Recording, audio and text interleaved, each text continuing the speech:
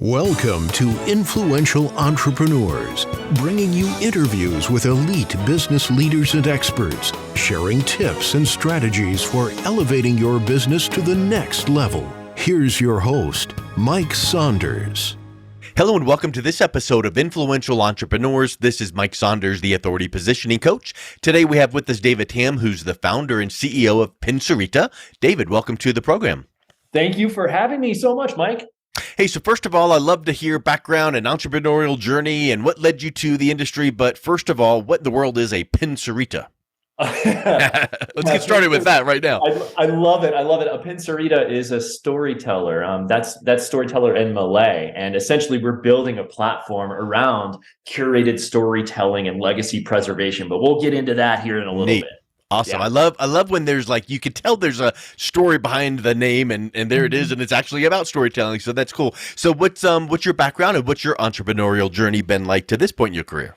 Oh, it's been a roller coaster. I was thinking about it last night prior to hopping on this morning. And it's just, I'm in the process of writing a book and we're 250 pages in, right? And we're not even getting started. So the truncated version is, born in Florida, moved to Colorado in younger years, high school, barely graduated, and ended up joining the military when I was 24 after a brief period of homelessness and kind of getting kicked out of college, and that's really where I fell in love with education. Again, was actually in the military, strangely enough. So I was enlisted. I became an officer, a combat aviator, went back, got a few degrees. I've attended 6 universities now. And when I separated from the military in 2014, 2015 is when we started a company called FirePoint Solutions. It was a real estate CRM. And that's where I learned all about starting businesses and startups, right? From operations to finance to technology. And that's where I fell in love with marketing.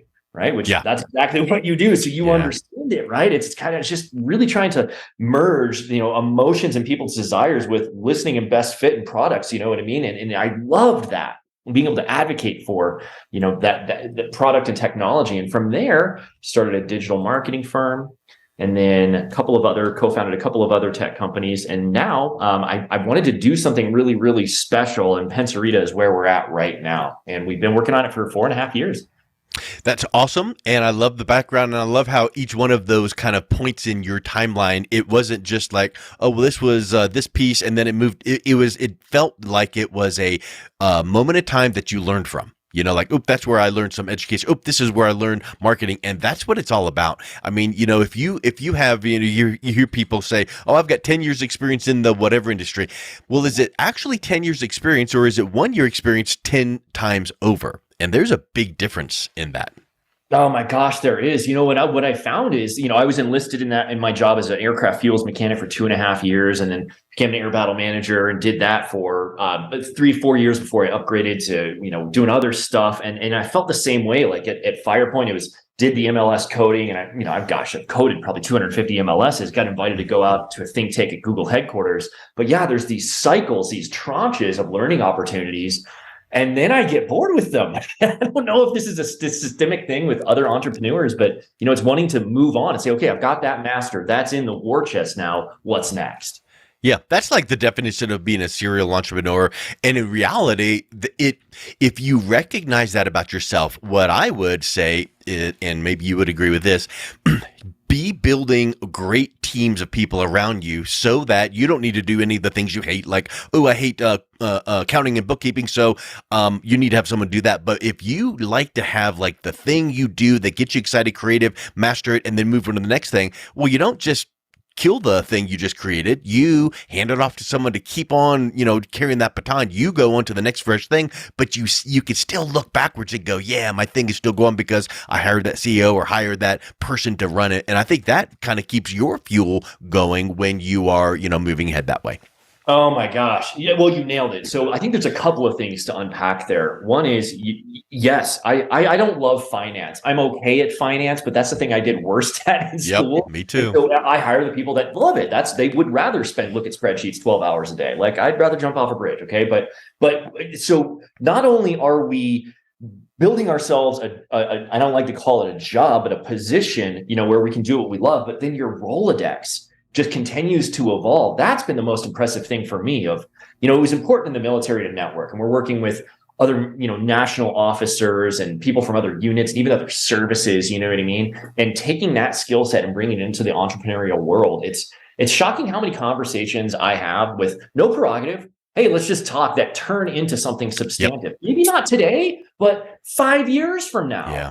It's so cool if you're good at managing and maintaining those relationships, And that's strategic networking, not just networking with your hand out to say, what can I get from this person? That's the Bob Burg Go Giver philosophy, just like give and serve and give value and listen and notice. And that's huge. So all of that leads you to Pencerita. Tell us about that. Yeah. Well, okay. So I'm flying home. I'm going to tell you how I came up with the idea. And I tell you, it wasn't me. And we have a big, talented team that's been helping me bring this thing to life. So it's not all just me. I got to give them credit. Right. So I fell asleep on a plane. And I woke up with the idea of, wait, I think I know how to solve a problem. So let's rewind. About 4 or 5 years, I was taking leave out of the military, coming back and visiting family in Colorado, working for free for my brother to help him start Firepoint, and then visiting my grandparents down in Florida. And my grandfather was, in his 90s, getting into his later years and starting to struggle with memory, with cognitive issues. And it was the last conversation I had with him. I got the impression he didn't really know who I was, he forgot, and so I was like, man, that's so, I was trying to put myself in his position. Like, that's gotta be the most frustrating thing in the world, to not know who you are talking to, but then not know that your legacy is going to be preserved, how you want to be remembered. Right. And so I fell asleep on that plane, fast forward 4 or 5 years, and I wake up and I'm like, okay, I can build a system where people can use any type of media. Right? Not just the Facebook picture, video, text, ad, right? Like, okay, art, music, documents, pictures, video. We can transcribe audio, if you don't have use of your digits and you just want to talk into a microphone, which is a lot of older folks, right? Or they don't have good vision, right? Because they're older. Or, hey, Children's Hospital, kid going through chemo. And we want to be able to preserve that legacy. So we curated thousands of questions, professionally written by people that have gone through those actual life events, right? One of our very first alpha testers wrote us 20 beautiful, heartfelt questions that he wished he could have asked his father, who had passed from Alzheimer's. And those are in the database now. And then you can answer those questions however you want. My mom's an artist, so she answers with guitar and art and poetry and her stories, right? That's how she wants to be remembered.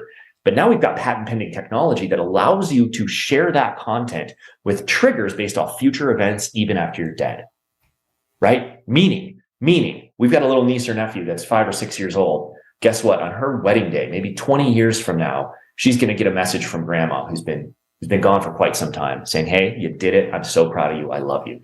Can you imagine the capability and the therapeutic impact of that? Yeah. I love it. And it makes me also think of something too, which is kind of like from the life coaching standpoint, if it's like, oh, I'm just so depressed because this or that or the other. And you tend to focus on that little, snippet of time in your day today or yesterday that was like not great. And it's like you amplify it. So the solution is, let's look for, at the end of the day, 3 good things. What's 3 good things that happened today? Well, if you start doing that day after day after day, that's nice, that moment of time you thought of the 3 good things, but then the next day you start looking for it. Okay, what is the 3 good things I'm going to be reporting back to? And so that's what you're doing here with this, is you're finding these moments, these assets, these things that create legacy, but it's not the thing at the very, very end that you have this finished thing. You are building it along the way, and you're almost pre-experiencing it as you're building it. I think that's a really neat aspect. That is right. So we have thought about that, but you articulated it in a new way. So I'm actually going to bubble that up to our team, because that's fantastic. Well, you're welcome. Yeah, totally.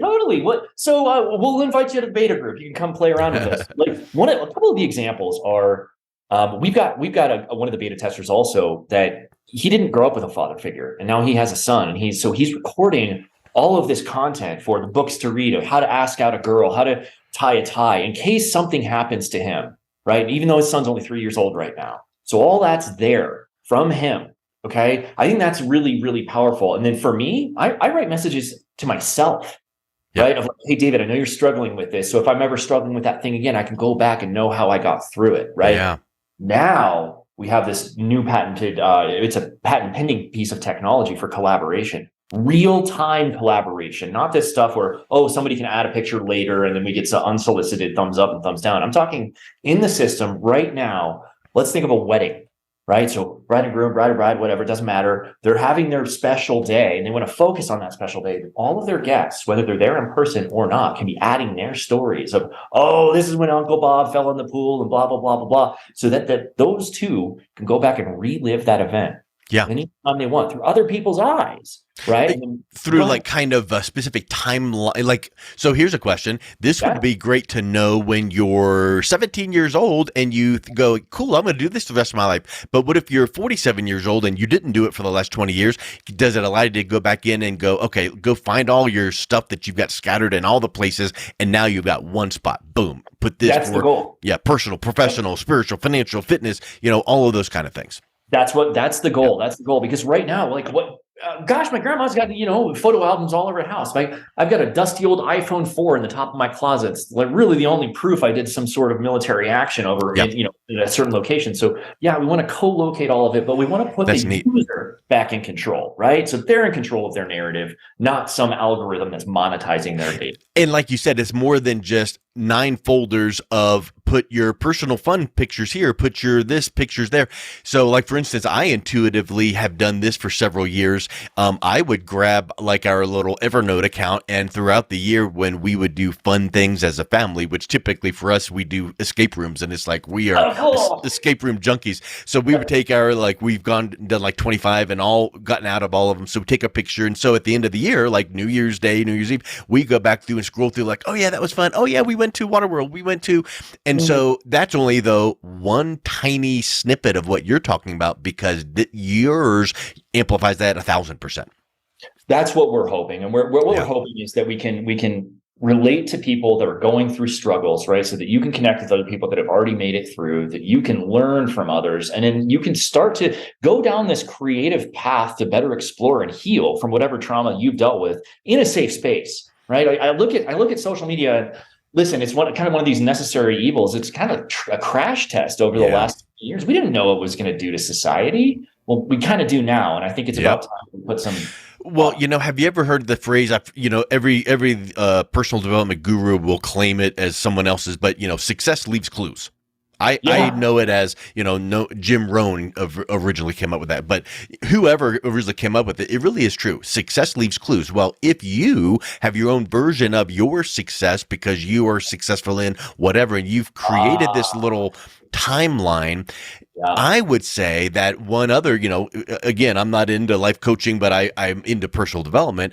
I would say that so many of the personal development things that we are taught is, hey, take time to work, like Michael Gerber says, in your or on your business, not only in your business. So shouldn't we also at some point throughout the year, monthly, quarterly, yearly, assess where we are personally, professionally, financially, spiritually, physically, all of that? Well, this tool will allow you to go, okay, I've just been kind of pop, putting these things in, uploading this and that, but then at some point, I'm going to go and kind of assess and go, okay, so now all of these things, where does that lead me here? Am I where I want to be? And you can kind of overlay maybe goal setting, projecting forward in with your real time updates like what you're doing here.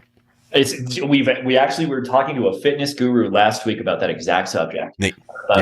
Well, we could use this for progress reports and nutrition and collaboration and then connecting with other people who, clients, and then expanding that, right? And then here's the really, really cool part. I wanted to build something that was good for the world.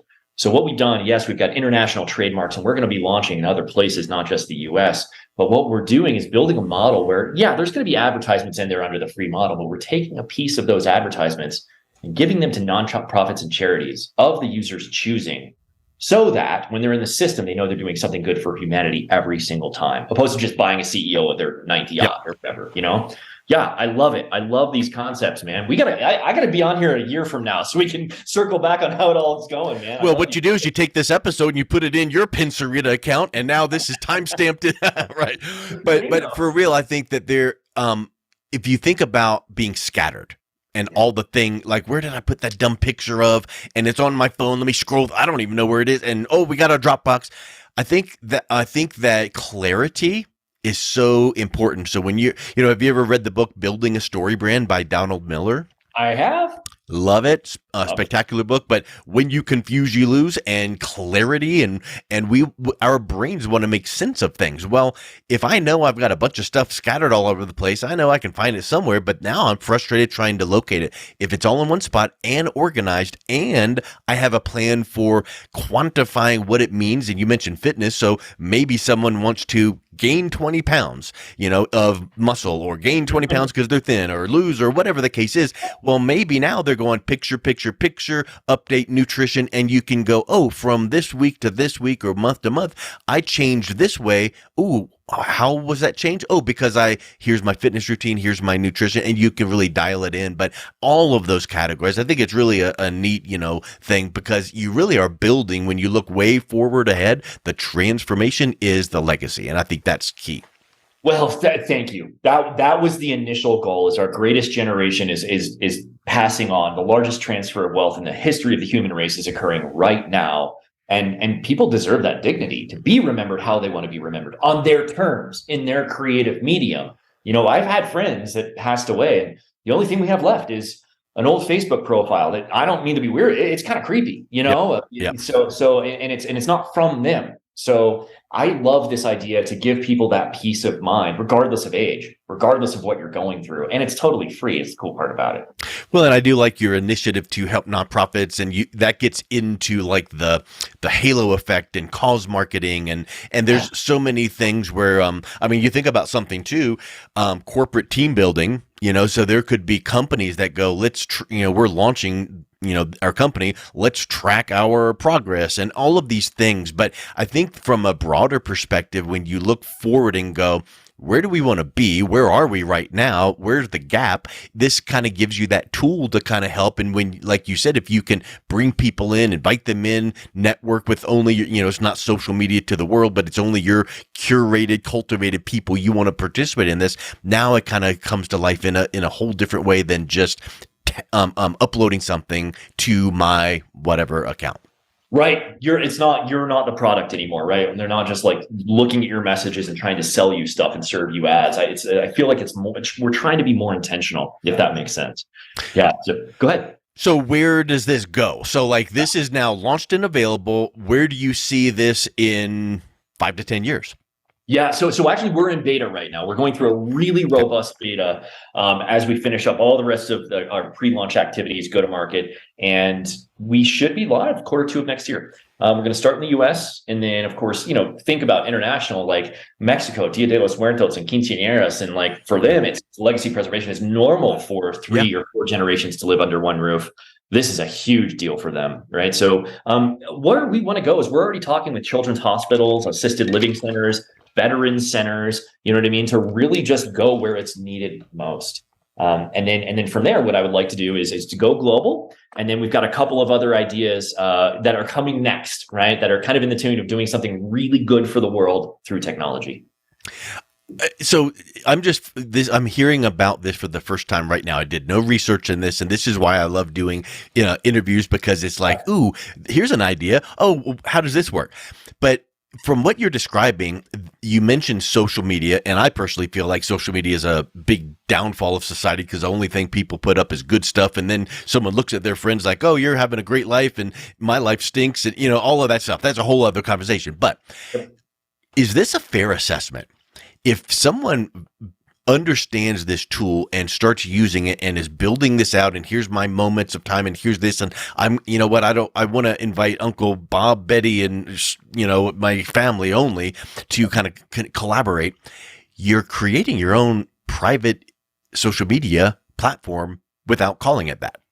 Yeah, it's not a social media platform. Right. It's an intentional human growth platform. Our slogan is live, share, grow. Right. Yeah. And so, it's about tiered access. We do have the ability to showcase content on our main homepage that people submit and say, hey, listen, I went through something really crazy and I want to help other people on this path. They can submit that to us and we'll put it up. Right. And then we can get feedback, but there's no likes and dislikes and dopamine hits and trying to gamify people. Right. No, let's give them a system. And then at any point in time, you can take that and download it, save it on an external hard drive, put it in a safety deposit box.